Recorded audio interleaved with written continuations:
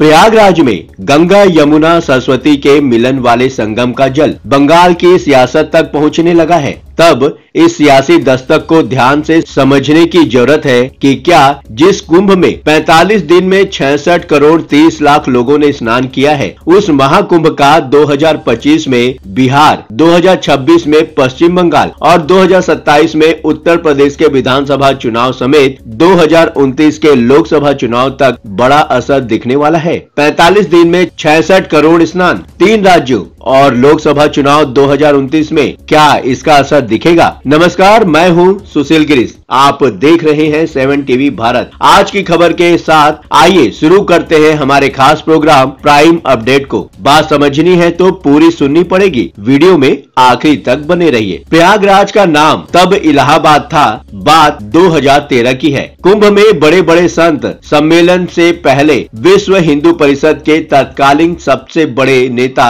अशोक सिंघल ने कहा था कि नरेंद्र मोदी को लेकर ऐसा फैसला कुंभ में होगा कि इतिहास बदल जाएगा। साल 2001 में सोनिया गांधी ने कुंभ स्नान किया। 3 साल बाद यूपीए की 10 साल तक चलने वाली सरकार बनी। साल 2019 लोकसभा चुनाव से 15 दिन पहले प्रधानमंत्री नरेंद्र मोदी ने प्रयाग में अर्ध कुंभ में डुबकी लगाई। 5 सफाई कर्मचारियों के पैर तब पीएम ने धोए। इतिहास गवाह रहा है, संगम किनारे कुंभ से निकली दस्तक भविष्य की चुनावी रणनीति में बड़ी हलचल लाती रही है। क्या वैसा ही खेला महाकुंभ से इस बार भी हो सकता है? प्रयागराज में गंगा यमुना सरस्वती के मिलन वाले संगम का जल बंगाल की सियासत तक पहुंचने लगा है। जिस पश्चिम बंगाल के गंगा सागर में जाकर गंगा समाहित होती है, उसी बंगाल तक महाकुंभ वाला संगम जल कलश के साथ पहुंच रहा है। और तब इस सियासी दस्तक को ध्यान से समझने की जरूरत है कि क्या जिस महाकुंभ में 45 दिन में 66 करोड़ 30 लाख लोगों ने स्नान किया है, उस महाकुंभ का असर 2025 में बिहार, 2026 में पश्चिम बंगाल और 2027 में उत्तर प्रदेश के विधानसभा चुनाव समेत 2029 के लोकसभा चुनाव तक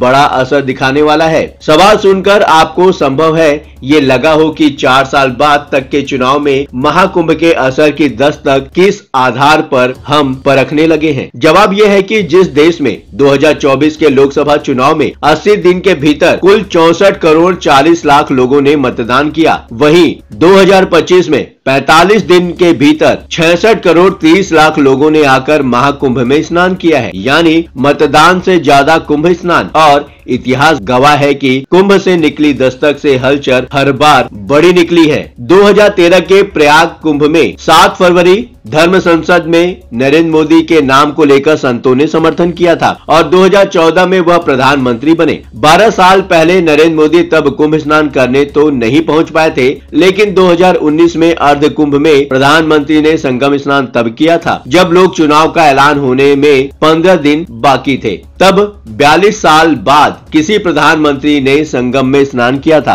कारण, नरेंद्र मोदी से पहले इंदिरा गांधी 25 जनवरी 1966 को पीएम बनने के अगले ही दिन कुंभ में संगम पहुंची थी। इंदिरा गांधी दूसरी बार कुंभ तब पहुंची जब 1977 में इमरजेंसी के दौरान लोकसभा भंग करने का ऐलान किया था। संतों का विरोध इंदिरा गांधी को देखना पड़ा था। तब 1977 में कुंभ के बाद देश में पहली बार गैर कांग्रेसी सरकार बनी थी। फरवरी 1989 कुंभ के दौरान ही संतों के सम्मेलन में ऐसा ऐलान हुआ कि 9 महीने बाद राम मंदिर शिलान्यास किया जाएगा। 2001 में सोनिया गांधी प्रयाग कुंभ में स्नान करने पहुंची थी, जबकि 1999 के चुनाव में सोनिया गांधी के विदेशी मूल का मुद्दा उठा था। 2001 के कुंभ के दौरान ही अयोध्या में प्रस्तावित राम मंदिर का मॉडल वीएचपी ने सबके सामने रखा था। इतिहास ये याद दिलाने के लिए कि दशकों से कुंभ से निकला संदेश सियासत में लंबी दूरी तक पहुंचता है। तब क्या प्रयागराज में चले 45 दिन के महाकुंभ से भी राजनीति में खेला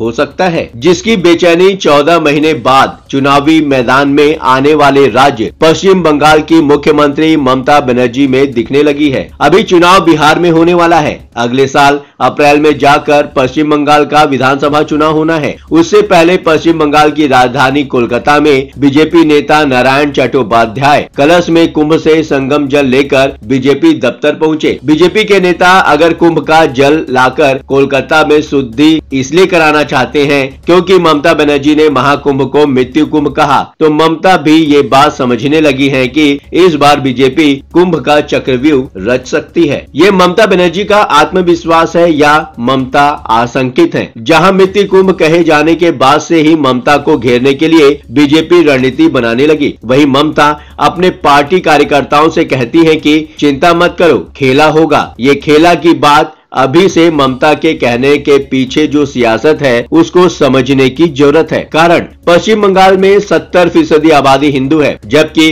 30% आबादी मुस्लिम। लोक नीति CSDS की रिसर्च के मुताबिक 2019 के लोकसभा चुनाव में बीजेपी को पश्चिम बंगाल में कुल हिंदू वोट का 57% हिस्सा एक साथ मिला था, जबकि ममता बनर्जी को कुल मुस्लिम वोट का 70% हिस्सा एक साथ 2019 में मिला। 2019 में 2014 के मुकाबले 36% ज्यादा हिंदू वोट बीजेपी को मिले, इसलिए पार्टी 18 सीट तक पहुंची। लेकिन राजनीतिक जानकार बताते हैं कि 2014 के मुकाबले 30% ज्यादा मुस्लिम वोट 2019 में पाने के कारण बीजेपी से 4 सीट ज्यादा यानी 22 सीट टीएमसी पश्चिम बंगाल में जीत पाई है। 2024 के लोकसभा चुनाव में ममता बनर्जी ने वापस कमबैक किया है। 42 में से 29 सीटों पर जीत दर्ज की। बीजेपी को 6 सीटों का नुकसान हुआ और 12 सीटों पर सिमट गई। लेकिन अब 2 तथ्य सियासत में देखे जा रहे हैं। पहला, केवल मुस्लिम वोट एक मुश्त मिलना जीत की गारंटी नहीं है, और दूसरी बात, पश्चिम बंगाल में ममता बनर्जी का हिंदू वोट घट रहा है। तब सवाल उठता है कि महाकुंभ से निकला हिंदू एकता संदेश और ममता के कुंभ पर उठाए सवालों के साथ चुनाव जब होंगे,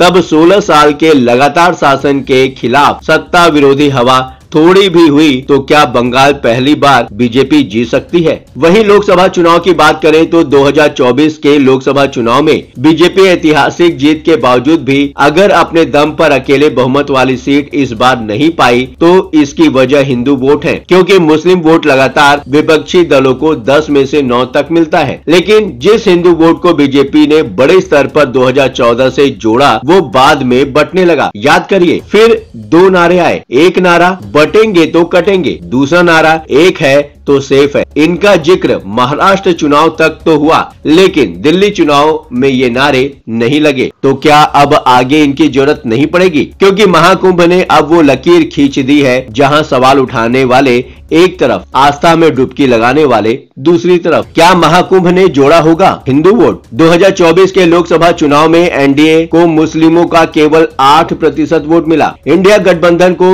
65% मुस्लिम वोट मिला। बड़े राज्यों में देखें तो यूपी में इंडिया गठबंधन को 92% मुस्लिम वोट मिला, बीजेपी को 8%। कर्नाटक में 92% कांग्रेस महागठबंधन मुस्लिम वोट पाया और 8% बीजेपी। मध्य प्रदेश में मुस्लिम वोट 86% कांग्रेस के साथ गया, 6% बीजेपी को। बिहार में इंडिया गठबंधन 87% पाया, एनडीए 12% मुस्लिम वोट पाया। राजस्थान में इंडिया को 70% मुस्लिम वोट मिला, एनडीए को 14%। पश्चिम बंगाल में 73% मुस्लिम वोट टीएमसी पाई, 7% वोट बीजेपी। हिंदू वोट बढ़ता है, मुस्लिम वोट एकजुट पड़ता है। नतीजा बीजेपी जानती है कि उसे हिंदुत्व के संगम से ही वोट मिलेगा तो जीत मिलेगी। तब सवाल ये भी उठता है कि क्या महाकुंभ ने अब हिंदू वोट को और जोड़ा होगा? इस वीडियो में इतना ही। इस खबर पर आपके अपने क्या विचार हैं? कमेंट बॉक्स आपका है, बेझिझक अपने विचार कमेंट बॉक्स में शेयर करें। हाँ, चलते चलते आपको यह बात भी बताना जरूरी है कि 7 टीवी भारत अपने दर्शकों की राय और सूचनाओं के लिए हमेशा खुला है। अगर आपके पास कोई महत्वपूर्ण खबरें,